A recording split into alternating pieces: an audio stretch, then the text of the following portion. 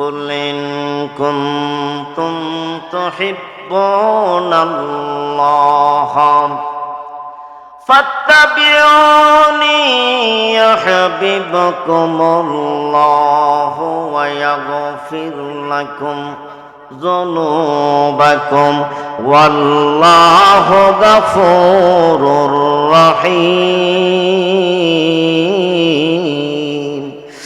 আমার আল্লাহ বলে, হাবিব আপনি বলে দেন, যারা আমি আল্লাহকে ভালোবাসতে চাই,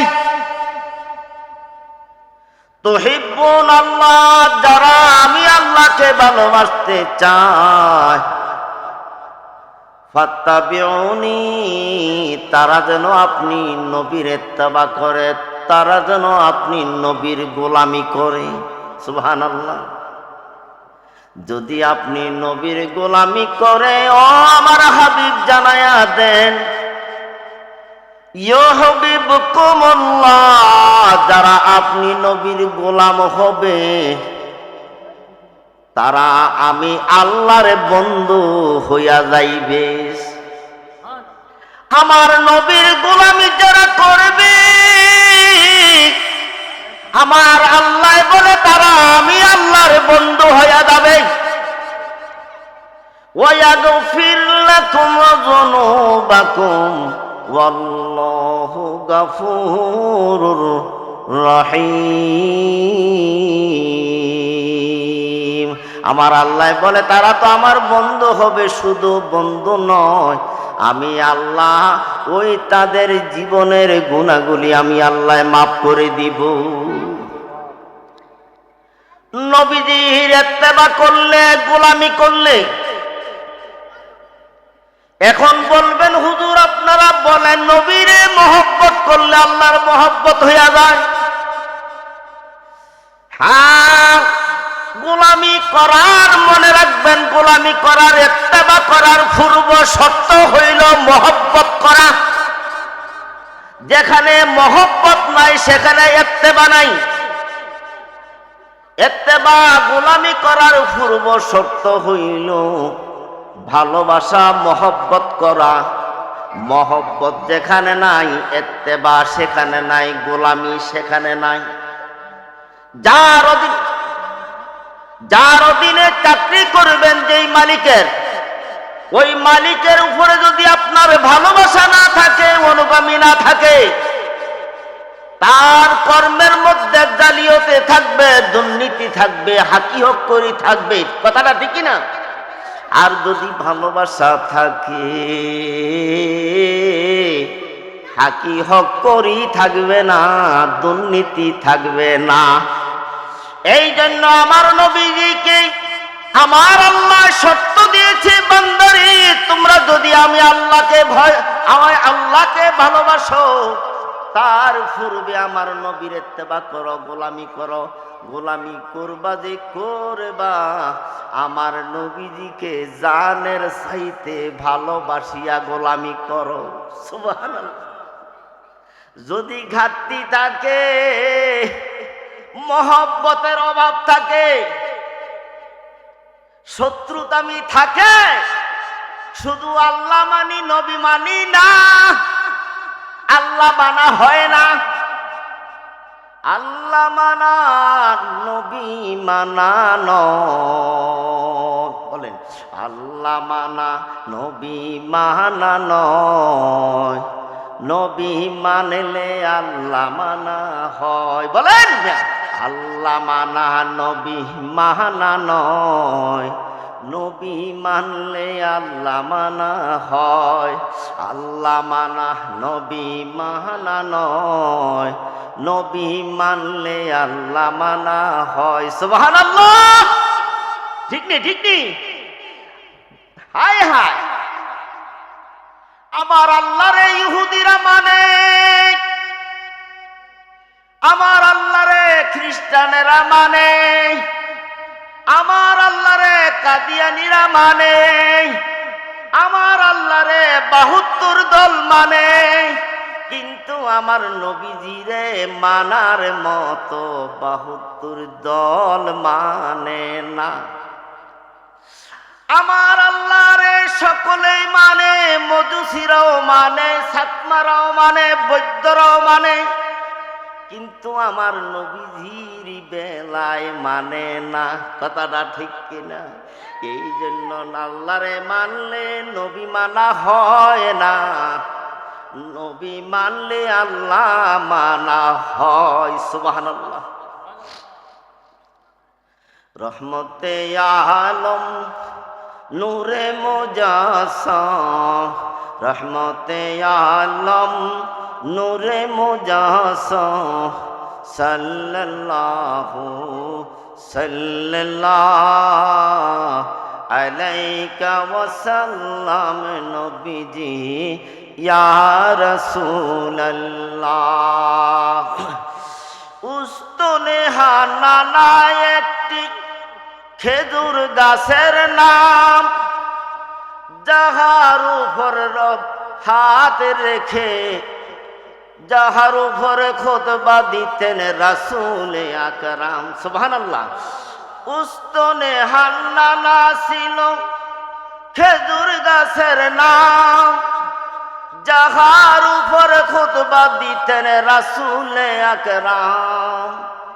ওই গাছের নবীর প্রেমেতে, গাছের বিরহে নবীজি ওই উস্তনে হান্নানার ওই প্রেম ভালোবাসা, আমার নবীজির মহব্বতে ওই খেজুর গাছটা হু হু করে কাঁদতেছে। খেজুর গাছ নয় এটা, এই খেজুর গাছটা ছিল একটা মিম্বর। খেজুর গাছটা ছিল কি? ওই মিম্বর। খেজুর গাছটা কাঠের মিম্বর ব্যবহার করা সুন্নতে রাসূল, সুন্নতে সাহাবী। সুবহানাল্লাহ বলে। ফাঁকা মিম্বর ব্যবহার করা সুন্নতে আদায় হয় না। ওই উস্তনে হান্নানা এই মিম্বরটি যখন রিজেক্টেড হয়ে গেছে, বাদ হয়ে গেছে, এই একজন নবীজির সাহাবীদের মধ্যে একজন কাঠমিস্ত্রি ছিল। ওই কাঠমিস্ত্রি বলল, ইয়া রাসূলুল্লাহ, এই মিম্বরটা নষ্ট হইয়া গেছে, আপনি যদি অনুমতি দেন আমি আরেকটা মিম্বর বানাইয়া দিব। সুবহানাল্লাহ। যখন আরেকটা মিম্বর বানাইছে, এই মিম্বরটা একদিকে সরাইয়া ফেলছে, কিন্তু কিছুক্ষণ পর দেখা যায়, শোনা যাইতেছে মিম্বর থেকে হু হু কান্না আসতেছে। সুবহানাল্লাহ। আমি আপনাদের কাছে জানতাম চাই, মিম্বরটা মানুষ না একটা মরা কাঠ? আওয়াজ দেন, মানুষ কি না মরা কাঠ? মরা একটা কাঠ আমার নবীজিকে চিনছে, নবীজির মহব্বতে কাঁদতেছে। আজকে তো আমার দয়াল রাসূল থেকে আমি আলাদা হইয়া গেছি, মরা কাটে আমার নবীজি চিনছে। মুক্তি মুহাদ্দিস মুতামিম হইয়া আমার নবীরে চিনে না। ঠিক নি? ঠিক নি? মুক্তি ওই যে রে হারে 3 দিনে আমার নবীরে চিনতে রাজি না। নবীর মহব্বতের দরকার নাই, শুধু নাকি নামাজ পড়লে বেহেশত যাইতে পারবো, রোজা রাখলে নামাজ পড়তে বেহেশত যাইব, নবীর দরকার নাই। হ্যাঁ কয় নবী যেমনে হরিছে আমরাও হরিছি, এইটাই ইত্তেবা, এইটার নাম ইত্তেবা নয়। নবীজিকে ইত্তেবা করার পূর্ব শর্ত হইল নবীজিকে নিজের জানের চাইতে ভালোবাসা। আমার নবীজি বলে, আল্লাহ লা ঈমানা লিমান লা মুহাব্বাতা লাহু, আলা লা ঈমানা লিমান লা মুহাব্বাতা লাহু। আমার নবীজি বলে, সাবধান ও পৃথিবীর মানুষেরা রে, সাবধান, আমার নবী ছাড়া, নবীজিকে মহব্বত ছাড়া ইমানদার হইতে পারিবে না। যত যতক্ষণ পর্যন্ত আমি নবীকে ভালো না বাসবা, কেমন ভালোবাসা, জানের চাইতে বেশি ভালো না বাসলে ইমানদার দাবি করা যায় না। উস্তুনে হান্নানা খেজুর গাছের দ্বারাই মিম্বর বানানো হয়েছে, ওইটার নাম হয়েছে উস্তুনে হান্নানা। ওই উস্তুনে হান্নানা যেই দিন থেকে বাদ দেওয়া হয়েছে, ওই সময় হু হু করে ওই উস্তুনে হান্নানা কাঁদতেছে নবীজির প্রেমে, নবীজির প্রেমে কাঁদতেছে। সাহাবীরা জিজ্ঞাসা করলেন, ইয়া রাসূলুল্লাহ, নবী গো, এই মরা কাঠটা কেন কাঁদতেছে? আমার নবীজি জবাব দিলেন যে উস্তুনে হান্নানা উপরে ভর করে আমি এতদিন খুতবা দিয়েছি, আজকে তাকে বাদ দেওয়ার কারণে ওই উস্তুনে হান্নানা মরা কাঠটা আমি নবীর প্রেমে কাঁদতেছে। সুবহানাল্লাহ। মরা কাঠ আমার নবীজিরে চিনেছে। বেশি কথা বললে আমাদেরকে বলে মাজার পূজারি, ফুইর পূজারি, বলে কি বলে না? হায় হায়, এই পর্যন্ত আমি নেট থেকে পেয়েছি 135টা মাজার তারা লিল্লাহি তাকবীর আল্লাহু আকবার বলে 135টা ওলি আল্লাহর মাজার ভাঙছে। নাউজুবিল্লাহ। হায় হায়, ইসলাম, ইসলাম ইরুম্মা ইসলাম।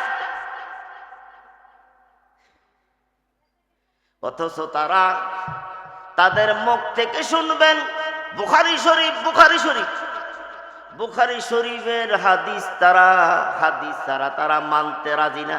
কথাটা ঠিক কি না? বুখারী শরীফের হাদিস ছাড়া তারা মানতে রাজি না। অথচ ওই বুখারী শরীফ যিনি লিখেছেন আল্লামা ইমাম বুখারী,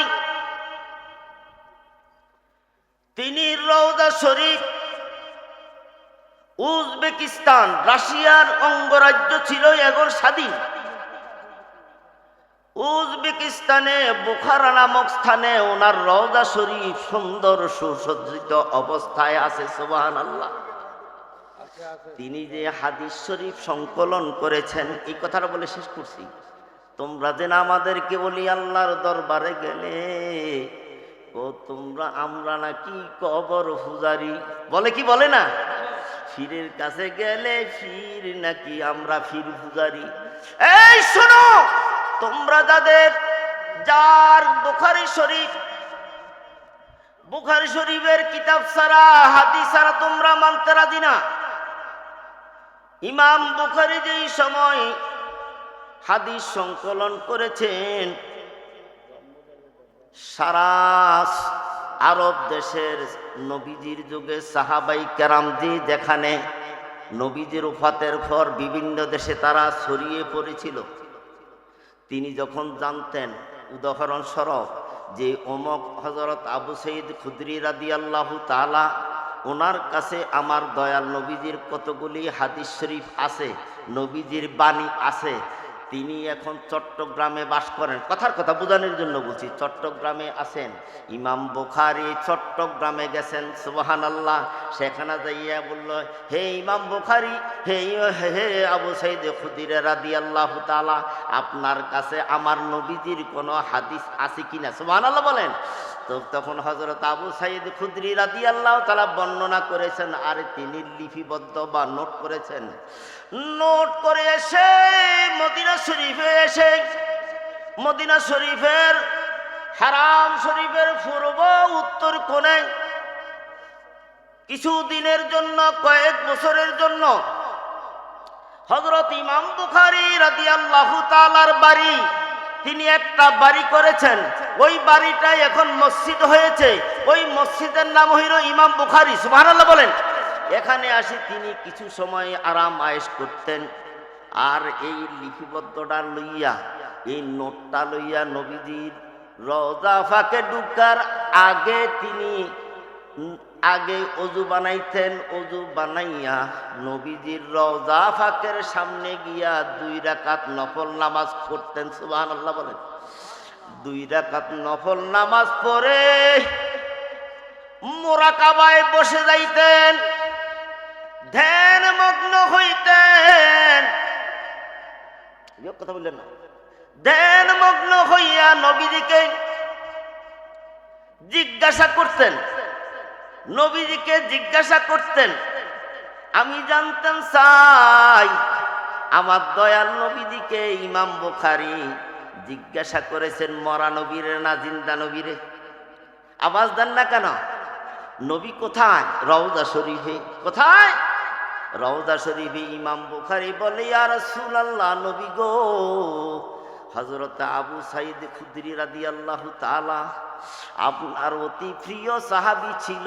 ইয়া রাসূলুল্লাহ, নবী গো, ও নবী, তিনি যে বর্ণনা করেছেন হাদিসটা, এই হাদিসটা সহিহ না মিথ্যা? সুবহানাল্লাহ বলেন।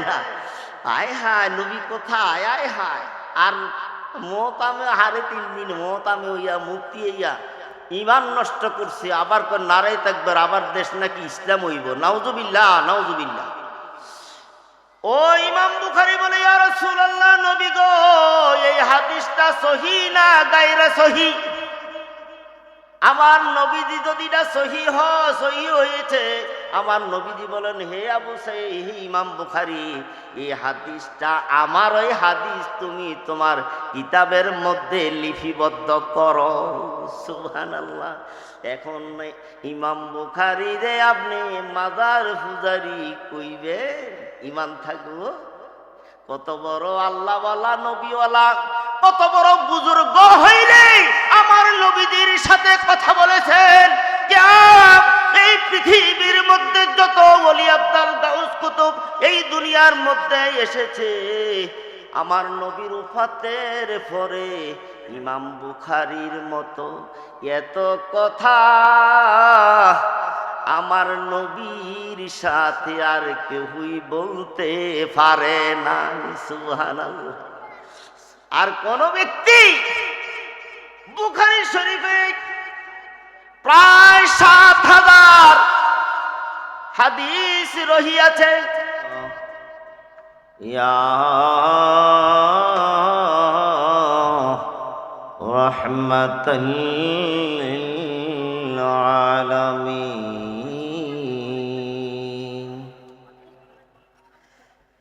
আলহামদুলিল্লাহ, আলহামদুলিল্লাহি রাব্বিল আলামিন, খালিকিস সামাওয়াতি ওয়াল আরদি।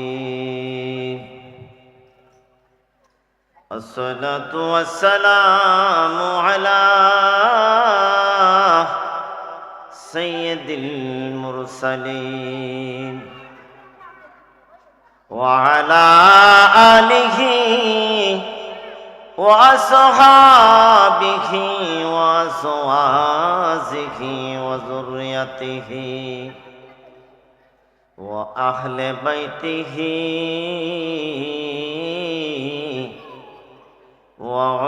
وعلماء أهل سنته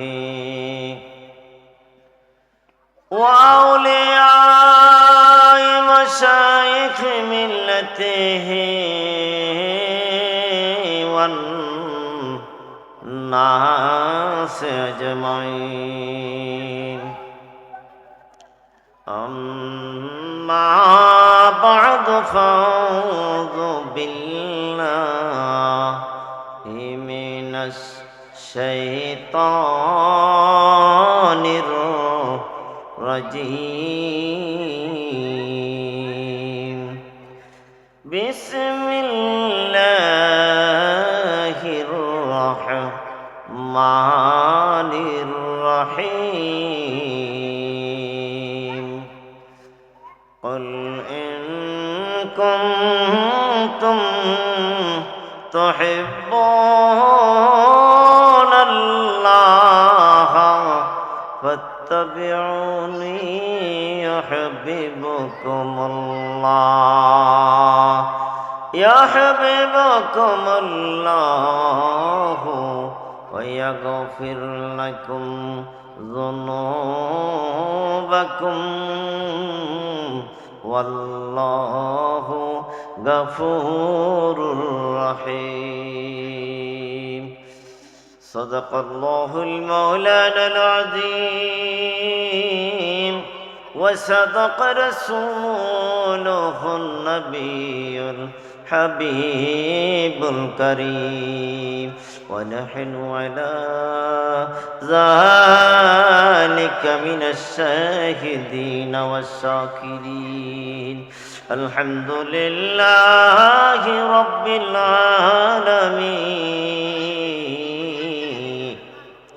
وقال رسول الله صلى الله عليه وسلم ألا لا إيمان لمن لا محبة له ألا لا إيمان لمن لا محبة له ألا لا إيمان لمن لا محبة له إن الله وملائكته يصلون على النبي يا أيها الذين آمنوا صلوا عليه وسلموا تسليما اللهم سيدنا مولانا محمد وعلى آل سيدنا مولانا محمد اللهم صل على سيدنا مولانا محمد وعلى آله سيدنا مولانا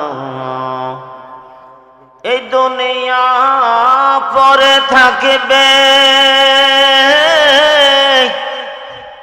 আমি একদিন থাকব না সবাই আমাকে ভুলে যাবে সবাই আমাকে ভুলে যাবে নবী গো আপনি ভুলেন না আল্লাহুম্মা সাল্লি سيدنا مولانا وعلى آل سيدنا مولانا لا إله إلا الله لا إله لا إله لا إله إلا الله لا إله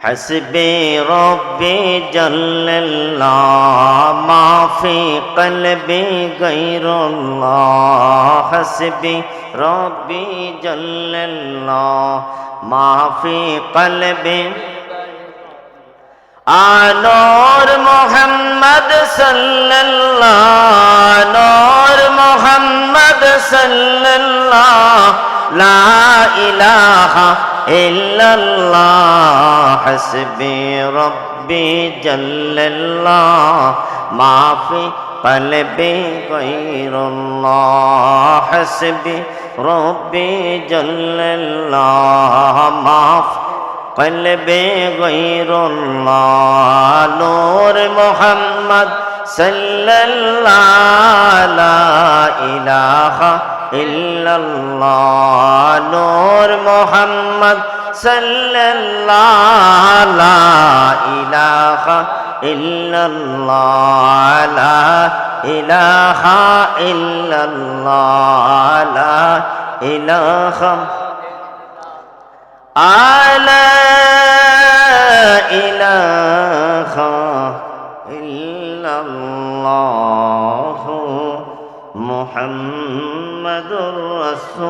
রাসূলুল্লাহ সাল্লাল্লাহু তাআলা আলাইহি ওয়াসাল্লাম।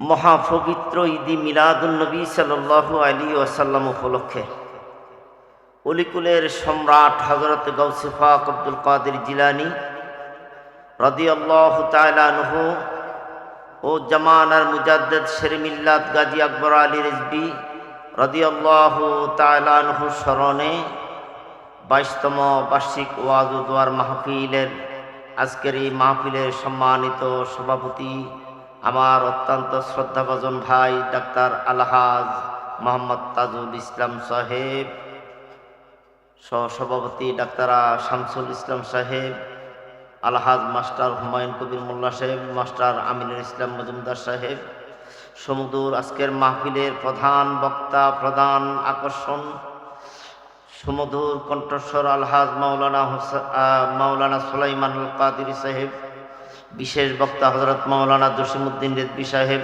হজরত মাওলানা আব্দুল জলিল সিরাজি সুন্নি আল কাদিরি সাহেব, হজরত মাওলানা গাজী আবুল খায়ের শরফুদ্দিন সুন্নি আল কাদিরি সাহেব, মিজানুর রহমান রিজভী সাহেব, মাওলানা আশিকুর নবী সাহেব সহ অসংখ্য উলামায়ে কেরাম, মুরব্বিয়ান এজাম, ভাই বাবারা, আজকের এই মাহফিল বরবাতুয়া মধ্যমপাড়া ইয়াসিন মিয়া রিজভী সাহেবের বাড়িতে আজকের এই সুন্নি মহাসম্মেলনের আয়োজন করা হয়েছে।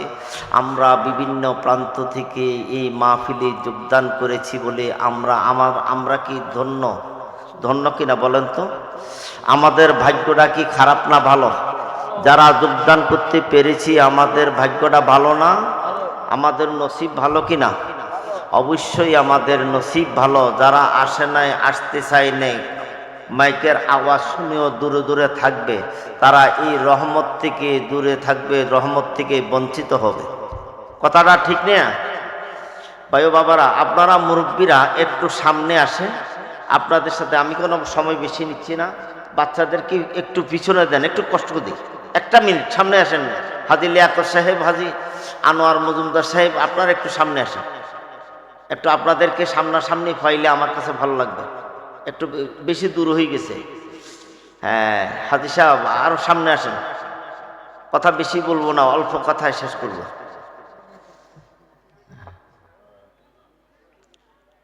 হাজী আবাদুল সাহেব আইলাম, সামনে আইলাম, অথবা স্টেজে চলে আসেন। যারা চেয়ারে আছে তারা তো চেয়ারে থাকো। এই বাচ্চাদেরকে থামো, এটি সরাস পিছনে। সালাতুন ইয়া রাসূলুল্লাহ আলাইকুম সালামুন ইয়া হাবিবাল্লাহ আলাইকুম সালাতুন ইয়া রাসূলুল্লাহ আলাইকুম সালাম হাবিবাল্লাহ। ভাই বাবারা, পর্দানিশীন মা ও বোনেরা, আসসালামু আলাইকুম ওয়া রাহমাতুল্লাহি তাআলা ওয়া বারাকাতুহু। আজকের এই মাহফিলে আমি আমার শুরুতে কালামে পাক থেকে একটি আয়াতে কারিমা পাঠ করেছি। হাদিস শরীফ থেকে এক টুকরো হাদিস শরীফ উচ্চারণ করেছি, বর্ণনা করেছি। এই বিষয়ের উপরে সামান্য একটু আলোচনা, সার সংক্ষেপ আলোচনা করার চেষ্টা করব ইনশাআল্লাহ। যেহেতু আমরা সার সংক্ষেপ আলোচনা করব, কারণ আমাদের দূরবর্তী মেহমান, দেশ বরণ্য আলেম ওলামারা আমাদের সামনে আছেন। তাদেরকে বসিয়ে রেখে আমরা সময় নষ্ট করতে রাজি না। আমরা যখন আবার দূরে যাই, আমরাও সেখানে 2-3 ঘন্টা ওয়াজ করি ইনশাআল্লাহ। দূরে যাই, সেখানেও আমাদেরকে প্রায়োরিটি বেশি দেশ, প্রধান অতিথি, প্রধান বক্তা সেখানেও থাকি ইনশাআল্লাহ আপনাদের দোয়া। তো এখানে একটু আমরা নিয়মতান্ত্রিকভাবে, আমরা তো বড় আলেমদের কাছাকাছি বা তাদের আগে আমরাও তো কিছু আগে বলতে হবে। দড়িয়ে যদি একবারে প্রধান বক্তারে ও দিয়ে দেন, তাহলে তো পরে আর এটা মূল্য থাকবে না, এটা নিয়ম না, ধারাবাহিকতা রক্ষা হয় না। যাই হোক, আমি যে আয়াতে কারিমা পাঠ করেছি, আল্লাহ বলছেন, ওই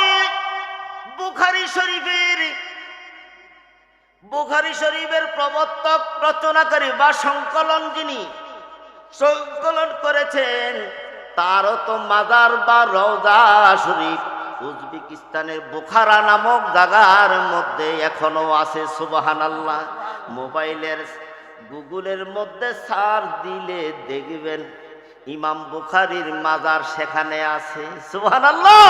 তোমরা যার হাদিস মানো তিনিও তো তিনির রওজা শরীফটা তো সুসজ্জিত অবস্থায় আছে। ইমাম তিরমিজির রওজা শরীফ সুসজ্জিত অবস্থায় আছে। হযরত ইবনে মাজাহ শরীফের লিপিবদ্ধ যিনি করেছেন, রচনা সংকলন করেছেন, তার রওজা শরীফও সুসজ্জিত অবস্থায় আছে। সুবহানাল্লাহ। মাজার কইলে একটা হাল মারে, দেখবেন মাজার কইলে হাল মারে, অথচ যেই বেটা হাল মারে, যেই মৌলবী হাল মারে, ওই মৌলবী তো মাজার শব্দের অর্থই জানে না, অর্থই জানে না। মাজার কাকে বলে? মাজার হলো যেখানে অনেকগুলি মানুষ জিয়ারত করে। মাজার অর্থ হইল জিয়ারতের স্থান। অনেকগুলি মানুষ যেখানে জিয়ারত করে সেটাই মাজার বলে। সুবহানাল্লাহ বলেন। ইমানদার আল্লাহর ওলিগণ যেখানে শেষ সমাধি হবে সেখানে আমরা যাইয়া তাকে সালাম দিয়া ফাতিহা শরীফ পড়িয়া তার রুহানি ফয়েজ আমরা হাসিল করি। কথাটা ঠিক কিনা? বেঈমানের তো মাজার নাই, বেঈমানের কবর হবে জাহান্নামের গর্ত, জাহান্নামের। আর ইমানদার আল্লাহর ওলিদের মাজার হবে রাউযাতুম মিন রিয়াদিল জান্নাহ। সুবহানাল্লাহ। রওজা বলে কোরআন হাদিসে নাই। আয় হায়, কত কিরকম মুসলমান হইছে, তারা আমার নবীজির রওজা শরীফ নিয়ে পর্যন্ত তারা কটাক্ষ করে। নবী কইছে কবর, আর আমরা সুন্নি নামে কিছু আমরা রে কই আমরা নাকি মূর্খ, আমরা কই রওজা। রে বেক গানের মধ্যে আমার 24 পারার মধ্যে আল্লাহ বলছেন রাউযাতুম মিন রিয়াদিল জান্নাহ। সুবহানাল্লাহ। আল্লাহ ইমানদারের মৃত্যুর পরে ইমানদারের ঠিকানা হবে, আল্লাহ দান করবে রাউযাতুম মিন রিয়াদিল জান্নাহ, জান্নাতের বাগান আল্লাহ দান করবে। সুবহানাল্লাহ। মৃত্যুর পর কবরটা, প্রত্যেকটা ইমানদারের কবরটা আল্লাহ রাউযাতুম মিন রিয়াদিল জান্নাহ বানায়া দিবে। ইমানদারের কবরটা যদি রাউযাতুম মিন রিয়াদিল জান্নাহ হয়, রওজা হয়, আর নবীজির কবর বুঝিটা কবর হইব। আয় হায়, কিরমা মূর্খ রে বেকল। এই দুনিয়ার মধ্যে বেকলের সংখ্যা বেশি, বেঈমানের সংখ্যা বেশি। এটা আমার কথা না, আল্লাহর কালামের কথা। আল্লাহ বলে বাল আকসারুহুম লা ইয়াকিলুন। আল্লাহ কয় হাবিব আপনি বলে দেন যে আমার বান্দাদের মধ্যে বেশিরভাগ হবে বেকল, আকল থাকবে না। আরেক জায়গা আমার আল্লাহ বলে বাল আকসারুহুম লা ইউমিনুন। হাবিব গো আপনি বলে দেন যে আমার বান্দাদের মধ্যে বেশিরভাগ বেঈমান হবে। এখন বেঈমান আছে কি নাই বলেন? আসেনি? আসেনি? আছে। বেশি বেশি ইমানদারের সংখ্যা কম, মসজিদের সংখ্যা বেশি, ইমানদারের সংখ্যা কম। কথাটা ঠিক না বেটি? আয় হায়, ওগো নবীজি তোমারই প্রেম সাগরে সাঁতার দিয়েছি। ওগো নবীজি তোমারই প্রেম সাগরে সাঁতার দিয়েছি। তোমারই প্রেমেতে পাগল, তোমারই প্রেমেতে পাগল খোদা মাওলাজি, তোমারই প্রেমে সাগরে সাঁতার দিয়েছি। ওগো নবীজি তোমারই প্রেমে সাগরে সাঁতার দিয়েছি। সুবহানাল্লাহ। আমরা নবীজির দিদারে ভালোবাসার সাগরে আমরা সাঁতার কাটতে চাই। যদি আমার নবীজির প্রেম সাগরে সাঁতার কাটি তাহলে লাভ হবে, লস নাই। যে আমার নবীজিকে বেশি ভালোবাসবে তার তত বেশি সম্মান আল্লাহ তাকে দিবে। সুবহানাল্লাহ। যে আমার নবীজির দুশ্মনী যত বেশি করবে আল্লাহ তার উপরে তত বেশি লানত দিবে, গজব দিবে, অসম্মান করবে, বেইজ্জতি করবে। কথাটা ঠিক না বেটি? ও ভাই, সুন্নি মুসলমান ভাই ও বাবারা, কথা শেষ করছি। সুন্নি মুসলমান ভাই ও বাবারা, যদি সুন্নি দাবিদার হন, সুন্নিয়তের সৈনিক নিজেকে মনে করেন, রসুল প্রেমিক যদি দাবি করেন, তাহলে একটা সুন্নি ভাইকে কোনো অজুহাতে গালি দিবেন না, তাকে আপনার থেকে সরাইয়া দিয়েন না। সকল সুন্নি ভাইয়েরা এখন বাতিলের বিরুদ্ধে লড়াই করার জন্য প্রস্তুত হন। যারা রসুলের দুশমন তারা আমাদের বন্ধু হইতে পারে না। পরিশেষে একটা কথা বলি, আজকে সুন্নিয়ত কবর হয়ে যাইতেছে। কয়টা কারণে? আমার হিসাবে দুইটা কারণ। আমাদের আদরের সন্তান, আদরের নাতিপুতি আমরা আদর করে রসুলের দুশমনদের মাদ্রাসায় দিয়ে আসি। রসুলের দুশমন যারা, মিলাদের কিয়াম নাই, বেদাত, মিলাদুন্নবী বেদাত বলে কি বলে না? বলেনি। এইগুলির বিরোধিতা করা, আজানের পরে মুনাজাত বেদাত, তারপরে কি জানাজার পরে মুনাজাত দেওয়া বেদাত, যা কিছু আছে রসুলের সামনে আইলে কয়টা বেদাত। ওই মৌলবীর যদি জিজ্ঞাসা করি, ওই মৌলবী তুই যে মসজিদে ইমামতি করস, ওই ইমামতি করি তুই প্রতি মাসে 10,000 15,000 টাকা নেস কেন? এটা তো বেদাত। এটা তো আমার নবীজির যুগে, সাহাবাই কেরামদের যুগে ছিল না। কথাটা ঠিক না বেঠিক? আরে বেড়া, তুই যে মুহতামেম দাবি করস, আমার নবীজির যুগে তো মুহতামেম ছিল না। মাদ্রাসার লেখাপড়া করাইয়া টাকা নেয় নাই, 3 বেলা তোরা খানা খাস, মসজিদে ইমামতি করস, কিন্তু আমার নবীজির যুগে তো ইডিও ছিল না। ওয়ানকা তো তোরা ওয়াজ করি সোয়াব হইব। বেড়া, তোরা তো এই বেদাতের গাঠটি তো তোরার কান্দে, আমরার কান্দে বেদাত নাই। কথাটা ঠিক না বেঠি? নবীজির যুগে ইমামতি করি কি টাকা খাইছে? বেতন নিছে? নেয় নাই, তারা নেয়নি। তো মিলাদের বেলাইলে বুঝি বেদাত, তোরা যেন আরো বড় বেদাত করস। মাদ্রাসাগুলি কি কইতাম, এই সমাজে কইতে তো এই দিক দিয়ে মিডিয়া আছে। বলৎকারী ছাড়া তো কিচ্ছু নাই, এর মধ্যে লেখাপড়া কিচ্ছু নাই। আল্লাহ যেন তাদেরকে হেদায়েত করে। আমিন। সতর্ক হন মিয়া, আদরের সন্তান রে, এদের মাদ্রাসা দিবেন না। সুন্নি মাদ্রাসা করেন, সুন্নি মাদ্রাসা যেই দরবারের হোক, যদি সুন্নি আকাইদা আহলে সুন্নাহ হয়, সেখানে আপনার আদরের নাতিপুতিটারে আদর করে সেখানে দেন। সেখান থেকে যুদ্ধর হয় আলহামদুলিল্লাহ।